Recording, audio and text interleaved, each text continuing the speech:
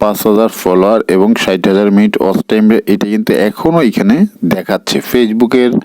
এটা আমি আজকেই চেক করছি মেটা বিজনেস সুইট থেকে। দেখুন এইটা কিন্তু আমার যে পেজ, দেখুন এটা কিন্তু ইনস্টিম অ্যাড, এখানে কিন্তু ফলোয়ার লাগবে 5,000 এবং ওয়াচ টাইম লাগবে কিন্তু 60,000 মিনিট। এইটা কিন্তু ফেসবুক থেকে কিন্তু আবারও আমি দেখছি এটা দিয়েছে মেটা বিজনেস সুইটে। তো এইখান থেকে আমি বেরিয়ে সোজা যদি অ্যাপে চলে যাই, দেখুন বন্ধুরা আমি কিন্তু আপনাদের আপডেট দুটোই দেখিয়ে দিচ্ছি। আমি যদি অ্যাপে চলে যাই, এই যে মনিটাইজেশন প্রফেশনাল ড্যাশবোর্ডে, এই যে মনিটাইজেশনে চলে গেলে কিন্তু এইখানে দেখুন আমার ইনস্টিমেটে শো করছে না, ইনস্টিমেট কিন্তু আমার এইরকম আসতেছে।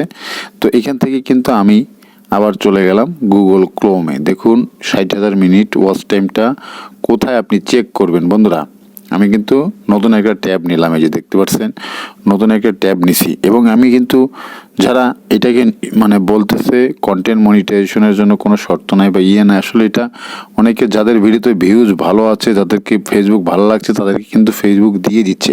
তো এখানে দেখুন আমি যদি গুগল ক্রোমে আসি এবং এইখানে যদি আমি মেটা বিজনেস সুইট লিখে সার্চ করি, বা আপনি মেটা বিজনেস সুইটও লিখতে পারেন, সার্চ করার পরে এটাকে আপনি এখানে 3 ডট দিয়ে যে ডেস্কটপ মোডটা অন করে নেবেন, নিয়ে আপনি এই যে ফেসবুক, এই যে বিজনেস ফেসবুক, এখানে একটা ক্লিক দিবেন প্রথমে। তারপর হচ্ছে আপনার ফেসবুকটাকে গুগল ক্রোমে লগ ইন করবেন।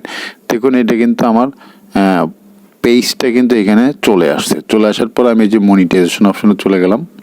এই যে মনিটাইজেশন অপশনটা ক্লিক করলে আমি আপনাদের A to Z দেখিয়ে দিচ্ছি। আসলে এই 60,000 মিনিট ওয়াচ টাইম এটা কি ফেসবুক নিজে আপডেটের জন্য দেখাচ্ছে না, এখন থেকে কিন্তু আবার এই ক্রাইটেরিয়া দিবে। তো এখানে দেখুন ভিউ পেজ এলিজেবল, এখানে একটা ক্লিক দিলাম।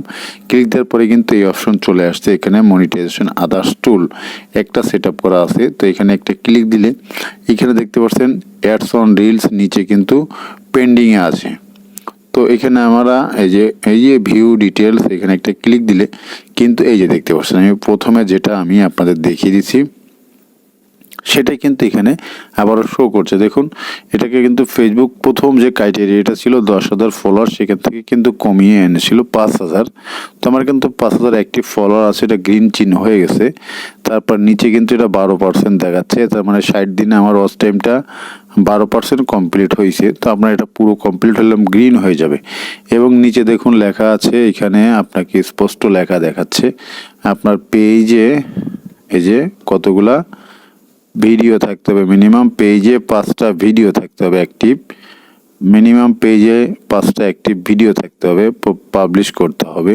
তাহলে কিন্তু আপনি এই সেট আপের যোগ্য। মানে কোনটার যোগ্য, সেটা হচ্ছে ইনস্টিম অ্যাড।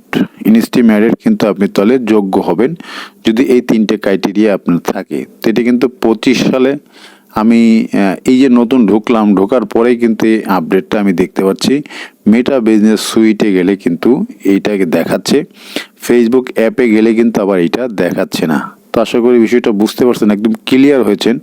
তো আমার কাছে মনে হচ্ছে আপডেট করার পরে এটা কিন্তু আবার কিন্তু আগের জায়গায় যেতে পারে। তো আমি এটা শিওর বলছি না। ধন্যবাদ সবাইকে।